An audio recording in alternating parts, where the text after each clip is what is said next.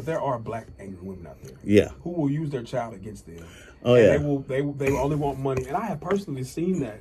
You know, now that we're older men, we're not kids anymore. What advice would you give to a black man who's going through that, who just wants to see their children, but they can't, and they feel discouraged? What would you say to them? Wow.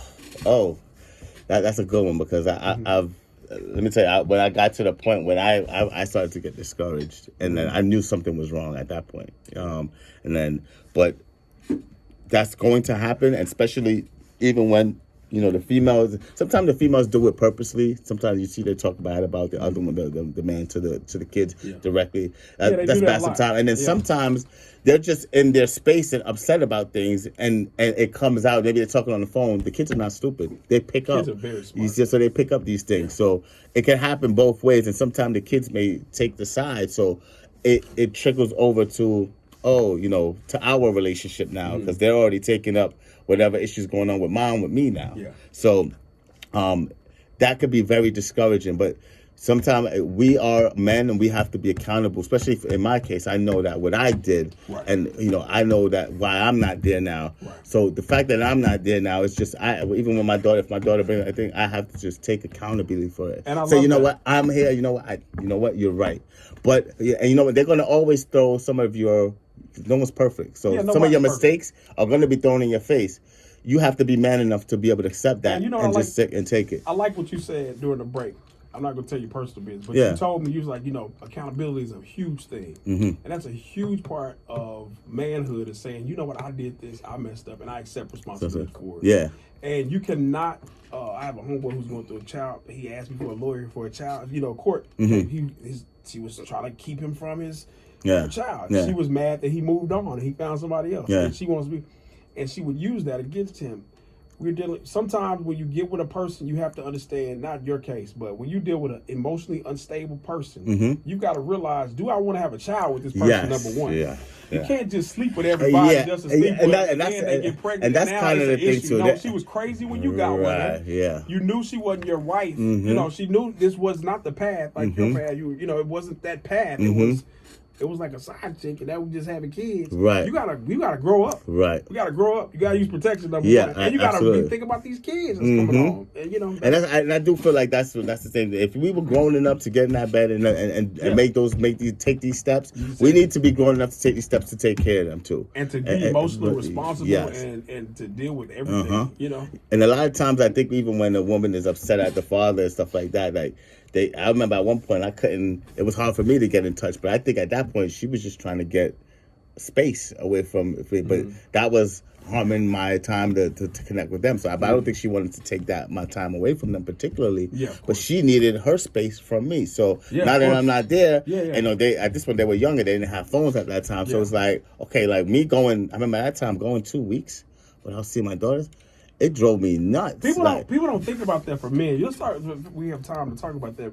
You'll take a child from a man, but they don't think men are built like women, like they need their kids. But men need their kids, right? It was to be honest with you, that was a very tricky part, because some people was like, "Oh, you free," and it's you're not free. It didn't feel like that. Your kids. It didn't feel like that. It didn't feel like that. And I like to not know what was going on. That wasn't a comfortable position. I've heard for that me from to like be. 4 homeboys that had. It wasn't. That was. It was. Look, I told you about my my father being addict addicts, and me getting over that, and I have a lot of deaths in the family, this, that, and all of the things that I overcome. But I'm telling you, that was leaving the house and leaving my girls was the hardest thing I ever had to do. Yeah. And then even to this day, it's still something that I struggle with. I deal with. Taking care of it a lot better than I was at one point, because it drove me into somewhat of a depression, basically. And I'm getting over it now, and they are what kind of even kept me going, because I remember I told my dad, look, no, don't worry, I'm going to be around, I'm going to make sure that everything is good, and it to the point where she could say, Dad, you said you was going to be good, and I said, I told you. So I felt like whenever she gave me that confirmation, I knew I did my job. Yeah, and it's important for black fathers, Latino fathers, just men and even white men, to fight for your kids. You have to fight for your kids. You got to know, like, I want to be here. And sometimes men just give up because I'm not for the bash women, but sometimes they just take. Yeah. And it's like men are not. Some men are just not built like that. Yeah. I can fight for whatever. I don't have a kid, but I can see. I'm a fighter. Some men just not built for that. Yeah. They want to smoke weed and drink, go to the bar, and be modest, and they're looking for excuse. Some people looking for excuse. They're looking for excuse. Yeah, they really are. And they're like, I'm doing this by myself. Well, you can't put me out. Not for nothing. And I also feel like, too, as men, too, we got to hold other men accountable. You have to hold your homeboys. Yeah. Talk about that. The importance of holding your homeboys accountable. Even my homeboys, in this case, I'm going to talk about is my brother. Okay. And he's, I've been like pseudo father to my niece and nephew. They're 26 and 27 now. So, but it's been the last 15 years I've been in their life and kind of taking care of them. But like, he's aloof and doing whatever he wants to do, and just I just could never understand how you could not give it. His daughter's a beautiful young lady. Yeah, you know what I mean, and his son is very 6'6". I mean, they're great kids, and they're big now, adults now, but they were great kids, and I just don't understand. So at one point, like at this point now, I kind of stopped taking his calls, to be honest with you, because it's at this point like. My niece, she's pregnant now. Oh, so she's actually pregnant now, and he's still like, he don't give her a call. So me and him, we still kind of talking, but I'm like, look, she's pregnant now. You still can't grow up. You still can't. You know what? You're not.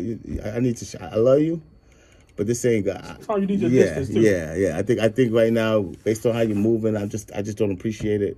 I don't know where you at with it, and it's just not comfortable for my And when situation. your kids get grown, it's different when they with their mother. But when they get to a certain age, you should at least try to reach out. And parents should always be. For those parents who don't like to be parents, you gotta always. What I learned from my parents, I can be like, I don't want to talk to nobody no more. They'll still call me. Because they the parents. You are the parents. Exactly. You have to be the adult. You have to be the adult. You gotta be the adult. You cannot be at some point. As a grown man. Oh shit! And she don't call me. Are you serious? Bro, that's the weirdest thing. I've heard that. They don't call me. She don't call me. Kids. Yeah, right. Call your kids. Right. Kids have to grow up. Right. Think about when we were 18. Look, I had another thing, though, and I have to say this for Hallie, because Hallie's that's my older daughter. Because we had that thing, but I was calling her, and then she didn't call me back. And, I'm like, but you got to call me back. I called you. Now you call back. Yeah, you got to call back. At 16. Yeah, at 16, she got to call. She saw you call. Yeah. They had their phones like this all day. Exactly. You see me calling, you calling back. You know what I mean? And then the moms also, too, they got to make sure that, Call your dad back. Yes. See, and that's the part where I think that probably will be more appreciative, is when, if they're not, it's like, they like this whole nonchalant, they have phones. That's kind of not cool. You know what I mean? Like, make sure, and if you told her 3 times to call me and she didn't, you need to put your foot down and say, call your father. Yeah, because you're in control at that point. And it's not like you're not taking care of your kids. Exactly. It's not like you're a bum. Thank you. If you was a bum. That's right. Exactly. It's like you're a bum. Right, yeah, exactly. At least call him, get some money. I'll tell you something. That's the surefire way when I hear from her. If I don't send her that allowance, on Friday when that allowance don't hit. Oh, you get every Friday? Oh, I can. Yeah. So, if that allowance don't hit. Whenever I want to hear from her. And then, it's called green light. Oh, the green light card. Yeah. Okay. So, and then she hits me with the father. And she usually dad or daddy. But when she calls on the allowance, father. Well, father wanted you to call her back. Right, exactly. Pick up the phone. Yeah. There ain't nothing wrong with that. My dad told me, y'all just call when you want some money. Yeah, I do. Yeah. That's what daddy's for. That's where you exactly. are. Especially when you're about to get these 20s when they go to college. Mm-hmm. She get up to college, she might go to spell. Yeah, right. She went a month ago. Oh, she went to spell. Yeah, went to go look. They had like a register or pre-freshman type of. Did she like it? Yeah, she liked it. She liked it. Yeah. So she like most likely she's going to spell it. Yeah. That's really good. What about co-parenting?